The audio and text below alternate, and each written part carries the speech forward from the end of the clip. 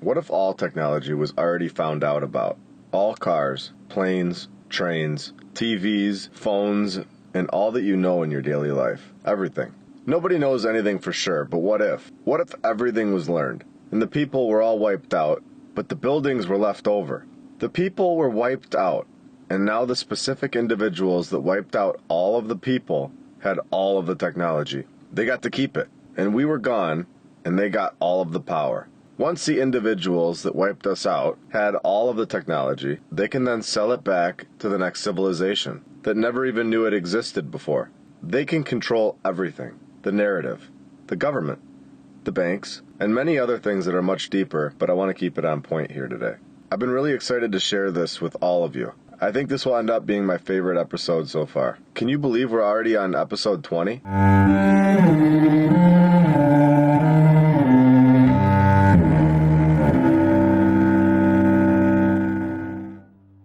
Very happy to announce we have a company that supports what we're doing here in this community. That company is Manscaped. Every purchase that you guys make using my promo code for Manscaped will be going into an account that will only be used for future videos and boots on the ground work. I really appreciate all of you. They have incredible products, and I wanted to give you guys a promo code for something that I thought you'd actually like. They have a brand new item, the Lawnmower 4.0. The coolest part about it is it works in the water, doesn't cut you, and good for you or your significant other. So just enter in the promo code MLB20 and get 20% off and free international shipping. I'll put the link in the description below so you guys can check that out. I can't thank you all enough for the support. Let's begin.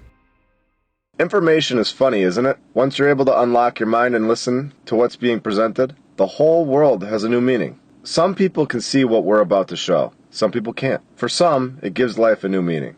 Hopefully this episode helps everybody see a little bit clearer. Through the first 19 episodes, we have heard some insane stories about how these buildings have gotten here. Everywhere from no builders to master builder prisoners to exactly 2,000 random people that don't work for anyone. We've heard of architects that were furniture designers, and we could go on, and we will, until everyone is understanding that these buildings were from a previous civilization. I honestly wouldn't be surprised if today we read something in the narrative where they say an architect had a twin stepbrother. So let's start in Chicago, more specifically the Tribune Tower, a 463-foot tall skyscraper. This only took 2 years to build, sure. And I have a pet dinosaur. So 1923, they had building down. This is 90 years ago. We will surely get the whole story since it wasn't that long ago. They will tell us the architect's name. Oh great, they show us 4 of them. And the construction company too. Oh, no, they don't show us that? Okay, of course. There is no construction company listed. Under design and construction, it only lists the architects. Why not the construction company, where it says design and construction? Were these people drawing it on a piece of paper and running a construction company simultaneously? Or did they build this themselves? Just these 4 guys in only 2 years? Now let's get to the funny part that gives this story away. Built in 1923. But here's a weird glitch in the story. The original was built in 1868 and destroyed by the Chicago fire only 3 years later. Yeah, right.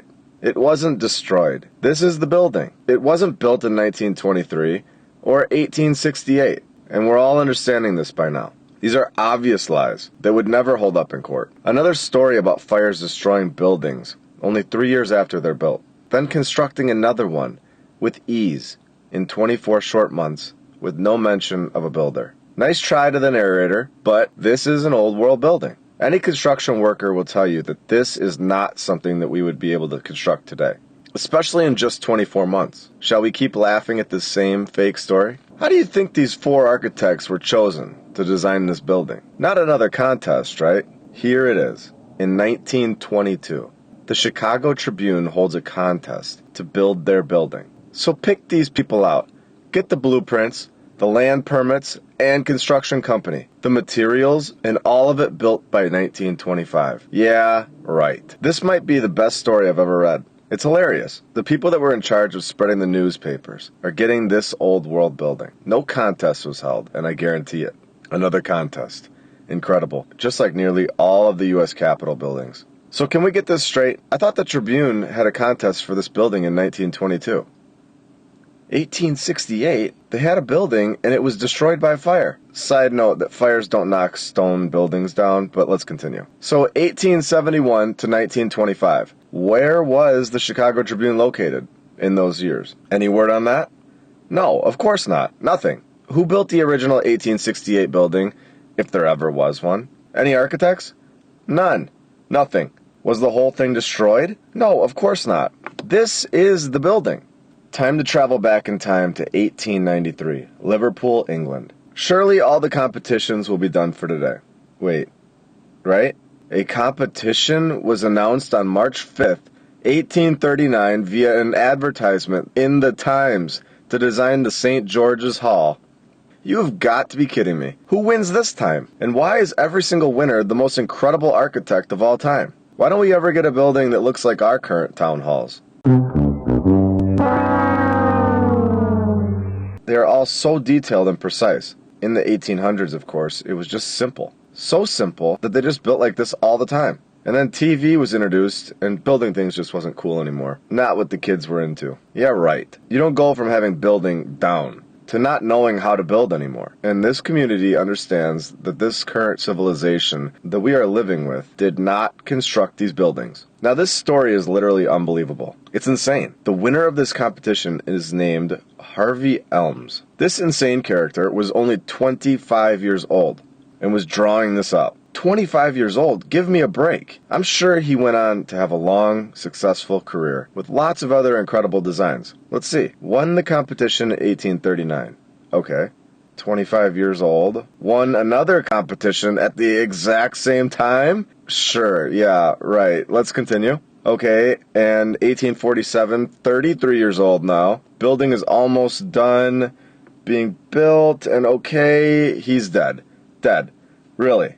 So the master designer is just gone. Do we need to go into the number 33, or can we just move on? Does this age of 33 attempt to throw it all right in our faces, or what?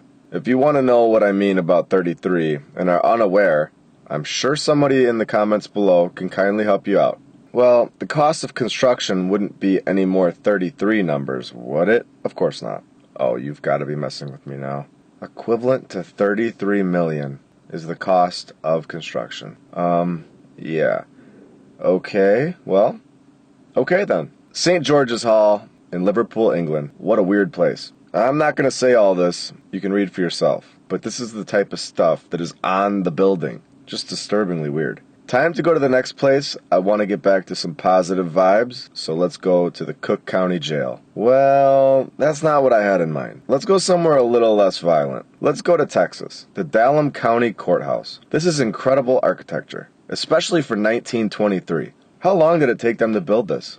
No idea? Doesn't say. Wait, this is funded by a bond in 1922 and completed in 1923? So within a year of getting the money, this thing is done and built? In 1923? And that's all we get to know about it? No construction company or anything. 100 years ago, just throwing up classical, revival-style buildings with ease in Texas. Now what is going on over here at the Dickens County Courthouse in Texas? Built in 1892, of course. They give us a ton of information on this thing.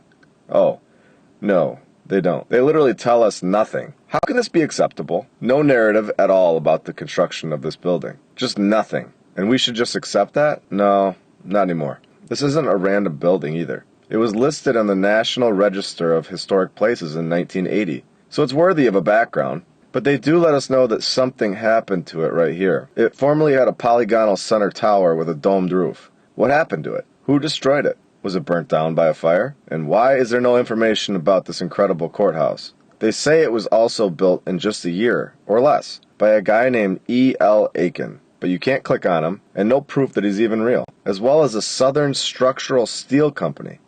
Who are they? When you look for this company anywhere on the internet, there's nothing. There was never a company named Southern Structural Steel Company, or that random Aiken fake character. This is complete nonsense. If we go to the actual website, they tell us about Dickens and a ridiculous quote that he supposedly said. Nothing about actual construction of the building. If anyone is on the fence at this point about whether or not we actually constructed these buildings and these stories are lies, I think now is the time to get off the fence and join us in investigating and laughing at these insane narratives. Good old Dickens County Courthouse. Probably never thought we would have found you, but we did. Of course we did.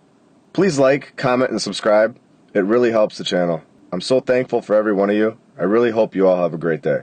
We have a Twitter account and a Rumble account that I'll put in the description below if you guys are interested. If you have anything else to add to this episode or have something to share for future episodes, just go right ahead and put it in the comments below and I'll check it out. Thank you for all of your support. I'll be back very soon with much more. See ya. Don't trust what you see. Don't listen to your senses. Trust what you are told.